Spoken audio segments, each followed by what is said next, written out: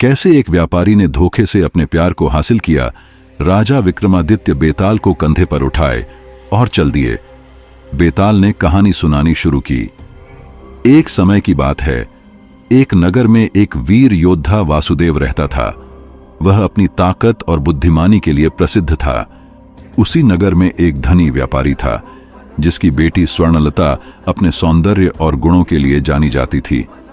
कई राजकुमार उससे विवाह करना चाहते थे। व्यापारी ने अपनी बेटी का विवाह एक धनी राजकुमार से तय कर दिया, लेकिन वासुदेव स्वर्णलता से प्रेम करता था और उसे अपनी पत्नी बनाना चाहता था। विवाह से एक दिन पहले वासुदेव व्यापारी से मिलने गया और कहा, यदि आप मुझे अपनी बेटी का हाथ देंगे तो मैं उसे सदा खुश रखूंगा। व्यापारी ने कहा, तुम वीर हो, लेकिन मेरी बेटी का भविष्य मेरी सबसे बड़ी चिंता है। अगर तुम यह साबित कर सको कि तुम उससे अधिक योग्य हो तो मैं यह शादी तोड़ दूंगा। वासुदेव ने व्यापारी से एक रात का समय मांगा। उस रात उसने धूर्तता और चतुराई का सहारा लिया। वह राजकुमार के कक्ष में गया और उसे बेहोश कर दिया। फिर राजकुमार के कपड़े पहनकर व्यापारी के पास गया और कहा, मैंने शादी का फैसला बदल दिया है। मैं वासुदेव से लड़कर हार चुका हूं। वह मुझसे अधिक योग्य है, इसलिए मैं चाहता हूं कि स्वर्णलता का विवाह वासुदेव से हो। व्यापारी राजकुमार के वेश में वासुदेव की चालाकी को पहचान नहीं सका। उसने यह सोचकर शादी का निर्णय बदल दिया कि यह स्वयं राजकुमार का आदेश है। अगले दिन स्वर्णलता का विवाह वासुदेव से हो गया। यहां बेताल रुका और बोला, तो बताओ राजा विक्रम, क्या वासुदेव का यह छल सही था? उसने अपना प्रेम पाने के लिए एक झूठ का सहारा लिया, लेकिन क्या यह झूठ उसे योग्य पति साबित करता है? राजा विक्रमादित्य ने कुछ क्षण सोचा और फिर बोले, वासुदेव का काम गलत था। प्रेम में छल और धोखा कभी सही नहीं हो सकता। एक सच्चा योद्धा वही होता है जो अपने गुणों और वीरता के बल पर सम्मान अर्जित करे। वासुदेव ने झूठ और धोखे से व्यापारी का विश्वास तोड़ा। यह उसे योग्य पति नहीं बनाता, बल्कि उसे अपनी गलतियों का प्रायश्चित करना चाहिए। जैसे ही राजा ने यह उत्तर दिया, बेताल ने कहा, राजा, तुमने सही जवाब दिया। अब मैं वापस पेड़ पर लौट रहा हूं। और बेताल राजा के कंधे से उतरकर पेड़ पर चला गया। राजा विक्रमादित्य ने गहरी सांस ली और फिर से बेताल को पकड़ने के लिए पेड़ की ओर बढ़ गए। इस तरह उनकी बुद्धिमानी की परीक्षा एक बार फिर सफल रही, लेकिन उनकी यात्रा अभी खत्म नहीं हुई थी। कैसे एक राजा धर्म और वचन के जाल में फंस गया? क्या उसने सही फैसला लिया?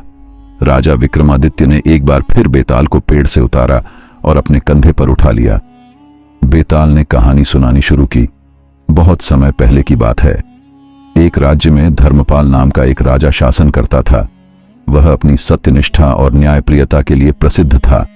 एक दिन एक गरीब ब्राह्मण उसके दरबार में आया और कहा, महाराज, मैं एक बड़े संकट में हूं।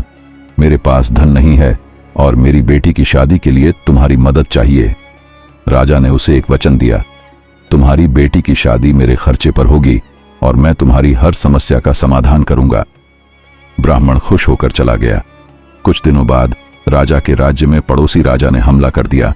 युद्ध के बीच राजा धर्मपाल घायल हो गया और उसे एक साधु ने बचाया। साधु ने कहा, महाराज, मैंने तुम्हारी जान बचाई है। बदले में मैं तुमसे एक वचन मांगता हूं। राजा ने कहा, जो भी चाहो मांग लो। साधु ने कहा, मुझे ब्राह्मण की बेटी से विवाह करना है। यह सुनते ही राजा चौंक गया। साधु बूढ़ा था और ब्राह्मण की बेटी युवा और सुंदर। राजा धर्मपाल ने सोचा कि यह वचन धर्म के खिलाफ होगा। अब राजा धर्मपाल धर्म और वचन के बीच फंस गया। यदि वह वचन निभाता है तो ब्राह्मण और उसकी बेटी के जीवन में अंधकार आ जाएगा, और यदि वचन तोड़ता है तो उसका धर्म खतरे में पड़ जाएगा।